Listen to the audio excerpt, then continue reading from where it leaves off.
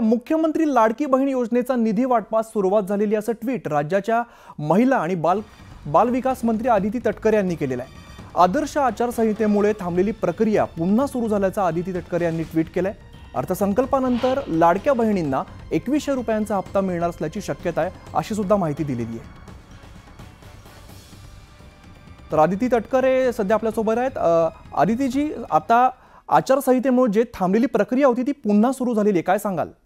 जी, आचारसंहितेच्या कालावधीच्या आधी आम्ही नोव्हेंबर महिन्यापर्यंतचा हप्ता वितरित केला होता आणि आता आम्ही मुख्यमंत्री मोदयांनी जसं नागपूरच्या अधिवेशनामध्ये